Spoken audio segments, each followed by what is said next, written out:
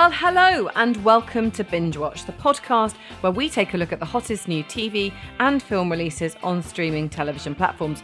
I'm Hannah Fernando, the group editor of Woman and Woman and Home magazine. And I'm Ian McEwen, writer on TV and Satellite Week, TV Times and What's on TV magazines.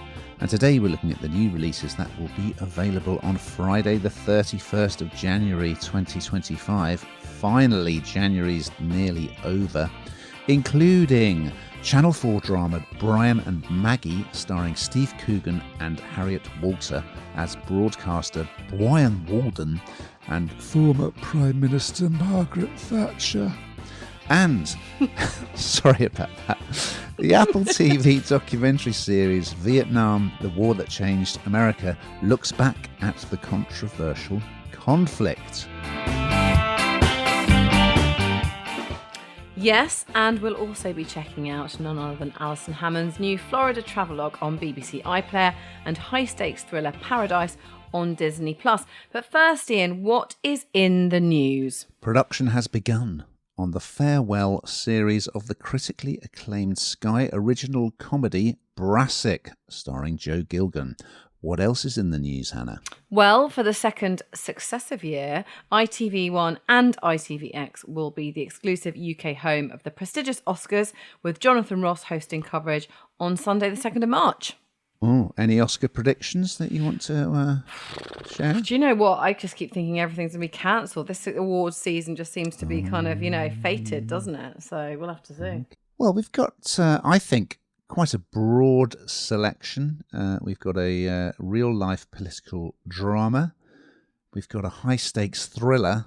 We've got a war documentary series and a travelogue. Come on, what's not to like? We're going to start on Channel 4 streaming with a new drama which arrived on Wednesday the 29th of January as a box set. It's called Brian and Maggie. And here's a clip. When you think of the news, how it sounds, doesn't sound like me. But you sound like our audience. Your first guest should be someone quite loud, drawing some press. So, here we are. I enjoyed that. Well, then we should do it again sometime. He's a journalist at the end of the day. These people must always be kept at arm's length. Are we all ready to face the lens of history? Well, this has a lot to recommend it, Hannah. Well, it stars Steve Coogan, who is playing journalist Brian Walden, and of course he's previously played Jimmy Savile, didn't he, to great acclaim, and he did start out to some extent as an impressionist, so he's well qualified to impersonate a real person. And you've got Harriet Walter as former Prime Minister Margaret Thatcher.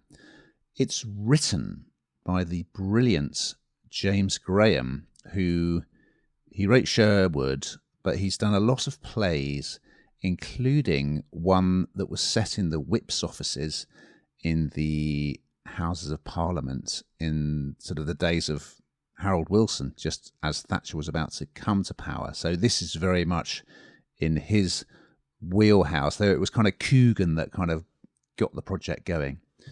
Anyway, long story short, it's the story of the relationship between Walden, who I didn't realise had actually been a Labour MP before he became a sort of political pundit and interviewer on television, and Maggie Thatcher, and it's sort of leading up to this particularly important interview that was sort of seen as the beginning of the end of Thatcher. It was after her Chancellor, Nigel Lawson, had resigned.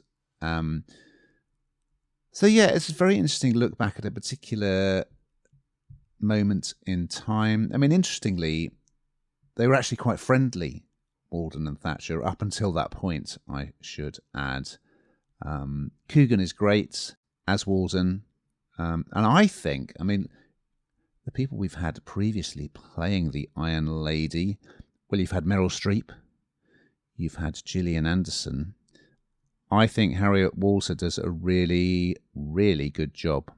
Impressive. So, I remember Brian from his days on the telly, and I remember this interview, actually. And you're going to see quite a few other real life characters, including, Nigel Lawson is played by Ivan Kay. You've got Bernard Ingham, who was Thatcher's press secretary, played by Paul Clayton of Peep Show fame. Geoffrey Howe, of course, a Thatcher ally, played by Paul Higgins. So, yeah, if you're interested in British politics, this is really good. What did you think? I thought it was good, actually. I agree with you. But I was particularly interested in Harriet's role, as you say, as the Iron Lady, because it's quite a role, isn't it, in terms of the amount of amazing people that have done it previously and who have done well. And it's really easy to kind of pull them apart and say that, Gillian Anderson, she overplayed it slightly, when actually, really, when you watched it, you just totally bought into it, that it was Margaret Thatcher. And I think Harriet did a really good job. And I watched an interview with her just the other day, and they showed kind of the before and after, and obviously she was sat there talking as her, and then her as Margaret Thatcher, and they've done a really, really good job, haven't they, with the makeup and absolutely everything that goes with it. So there's kind of like an immediate buy-in in terms of how she looks. But also she was saying that she approached this character in the same way she approaches any character that she plays, which is just to kind of get inside their head, to try and become that person, and to try and really understand, their mannerisms and absolutely everything. And I think that's why this is so credible, because I think she's done a really good job in that research piece ahead of time. Because, as I say, I think taking on a part like this after so many others, it is really tricky. And kind of, if you don't do it well, you're going to come under some criticism for it. And I certainly don't think she will, and she certainly hasn't from what I've seen. So I think it is interesting, because it is a bit of a political love story. It is telling us stuff that this is before my time, but it's taught me a lot of what was going on there and the intricacies of that relationship. So yeah, I think people will really enjoy it, no matter your political values. We move across to Disney Plus for another new drama series, which arrived on Tuesday the 28th of January. It's called Paradise, and here's a clip. For the record, your name is Xavier Collins, correct? Yes. You have 2 children, James and Presley. Yes. When did you last see Cal Bradford alive? I walked the president to his room when he turned in at 22:04. Yes, so this has 8 parts, and it's a pretty high-stake thriller, but you will... So I started to watch it, and I didn't realise who was playing the main character, Xavier. And, of course, it's the guy that was in This Is Us, Sterling K. Brown, and I absolutely loved him in that. I really did. It took me a little while to kind of get my head out of that as who he was. So this is a it's pretty thrilling, but it's this place they live is paradise. It's pretty aptly named. It's an amazing place, and then this murder shakes up the whole community. But he works with the president. He works for the president. He's security for the president. And he finds the president dead on the floor. And you see all the authorities, as they would in the situations, of just descend upon the crime scene and asking questions. And he was the last person to be with the president. And they had, and what's interesting about this is it's not just kind of like a whodunit. I mean, of course, ultimately that's what you're going to find out. But this is about the relationship that he had with the president, because the president seemed to be quite a character, didn't have many friends, sort of quite awkward, and yet they struck up a friendship that sort of filled a gap for him. So it was quite a sort of nuanced friendship, and the finger is pointed at him. Did he do it? Didn't he do it? And for me, it was. I mean, it's exciting for a start. From what I've seen of it so far, I'm pretty. It keeps you going, like as in you got to kind of, you're into it immediately. It's pretty pacey. So also there's a sort of this real power crazed woman called Samantha Redmond, and she kind of mixes the whole thing up as well, because she's I think that sort of strong female character in this, in what otherwise would be quite a male-dominated area, she's kind of putting her two pennyworth in. I feel like it at first when I started to watch it, I thought, do you know what? This is just going to be literally a whodunit. We're going to find out, and that's the end of it. But it's not. It's really intricate, and it really keeps you watching. It's interesting. I absolutely love him so much, and I think he's just as brilliant in this. He plays a really strong character, but with a really sensitive side too. Ian, is it one for you? It's quite a difficult one to kind of explain, but I think Disney Plus have done a good job with this. It is a difficult one to preview because you don't want to give too much away, but let me just say that at the end of episode 1, there are developments that sort of change everything about the whole story and your understanding of what's going on. And that's as much as I'm going to say. Watch it and you'll be like, oh my, what the heck? But yeah, it's great. It's a brilliant twist. I love it. The place, Paradise, the community, when I first saw it, it sort of looks like this perfect sort of American suburbia. And it looks very like the town of Celebration in Florida, which was actually built by the Disney Corporation. And it just looks like a picture perfect small town America. Anyway, so as you say, at the heart of it is this relationship between Xavier, the security guy, and President Cal Bradford, played by James Marsden. And the sort of jumping off point, well, a bit of a way into the episode, is the president's death, but it sort of jumps between timelines, so you keep flashing back to like, how did he get the job, what was his relationship like with the president. Also, he's got his private life, he's bringing up 2 kids, but he's a widower, so you learn a little bit about that. I have to admit, initially I found the dialogue a bit cringy. Like, first off, you kind of he engages in some very over the top banter with one of his colleagues who he kind of meets while he's out jogging, and then the chat with the kids at home I didn't find very convincing, and then these sort of intense conversations with the president late at night. Like, the president likes to have a drink late at night and wants him to go, come on, have a drink with me, and tries to get to know him a bit better. It didn't really ring true with me, but he is Sterling K. Brown is great in the lead role. He's just got this kind of steely, very cool, detached persona, and the conspiracy element, well, if it is a conspiracy, we don't know who killed the president, because also, as you said, he was the last person to see him alive, so he's under suspicion. So what happened there? And then, as I say, by the end of the ep, everything changes with an absolutely massive plot twist, which is terrific. So I did enjoy episode 1. Over on Apple TV Plus, arriving on Friday, the 31st of January, we have a new documentary series called Vietnam, the War That Changed America. And here's a clip. You may have seen movies about Vietnam, but this is the real story, told only by those who were there. We were brothers. The camaraderie is so strong. You know he's willing to die for you, and he knows I'm willing to die for him.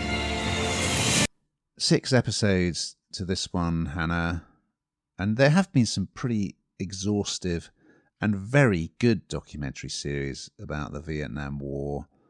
And it is a conflict that absolutely fascinates me, I must admit. I mean, for starters, what the hell was America doing getting involved? And it was because of this sort of absolute panic about the spread of communism, wasn't it? But and America just I mean, so many lives were sacrificed on both sides. And the war dragged on, and successive presidents just continued to prosecute the war. So what makes this a bit different is it's actually to mark the anniversary of the fall of Saigon.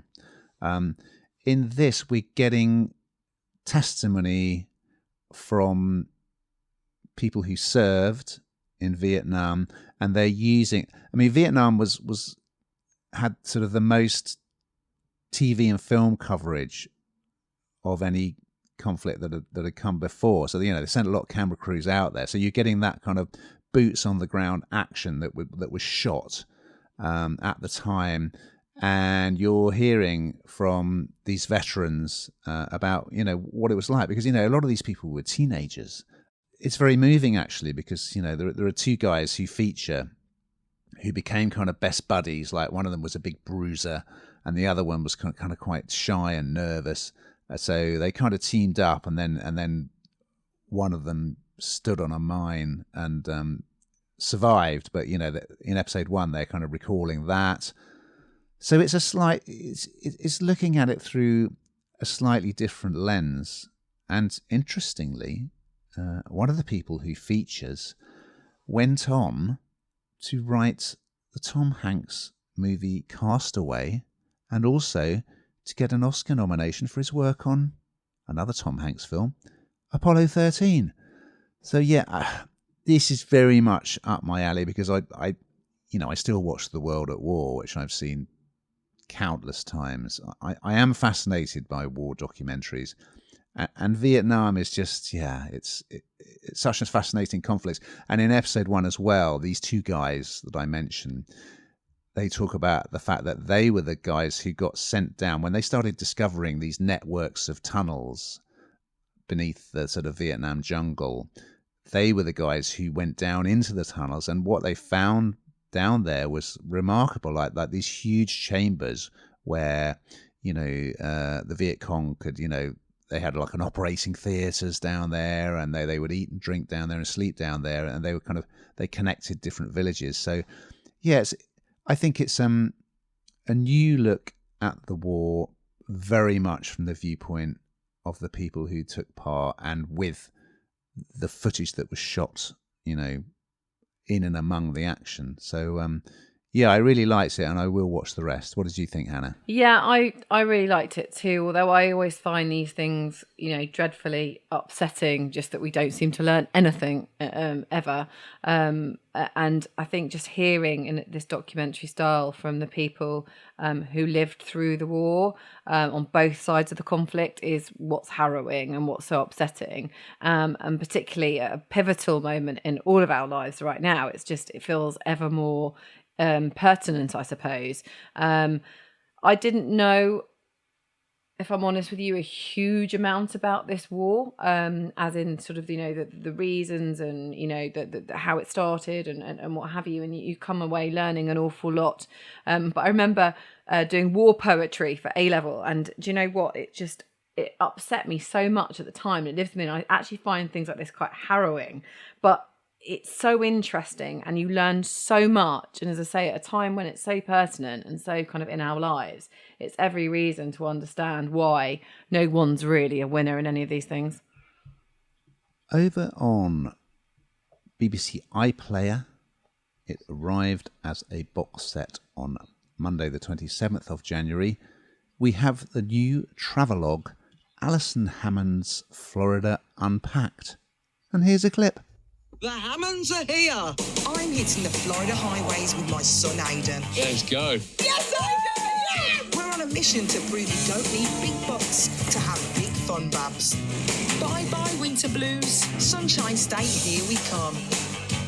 Yes, so everyone will know Alison Hammond from This Morning, and she does an awful lot of other stuff as well. She seems to be absolutely everywhere at the moment. But her and her son Aidan, this is kind of a travelogue, I suppose, of her and her son showing us all, us mere mortals, how to have an epic holiday on a budget. And I suppose if you do go to Florida, I mean, it is, you're going to have to dig deep, don't you? The pockets need to be quite deep to afford luxury like that, and to do it well. If you're going that far away, you want to do it well. And you see her and her son, she does talk about Aidan a little bit, particularly with regards to relationships, but this is kind of the first time that he's been pictured on the red carpet with her, but this is kind of the first time he's really surfaced on TV as such, and sort of become someone in his own right, I suppose.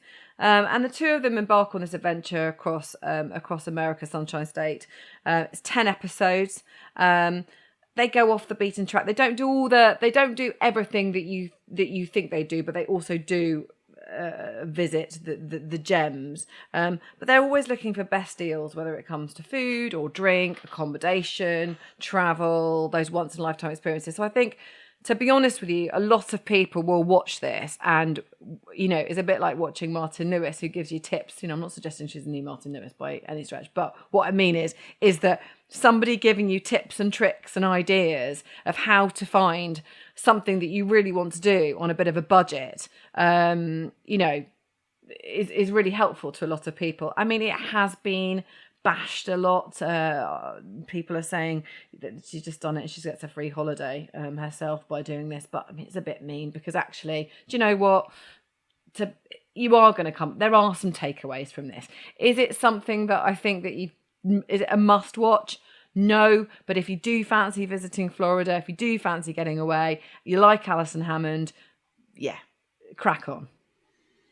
Well, I've visited Florida quite a few times, so I was interested to see this. I do think it's an interesting part of the United States, but we have said before, Hannah, haven't we, that there are way too many celebrity travelogues, and as if to prove the point, arriving on the same day and also available as a box set on BBC iPlayer, you have Wyn and Joanna All at Sea, with the singer Wyn Evans and Gavin and Stacey's Joanna Page exploring the Welsh coastline.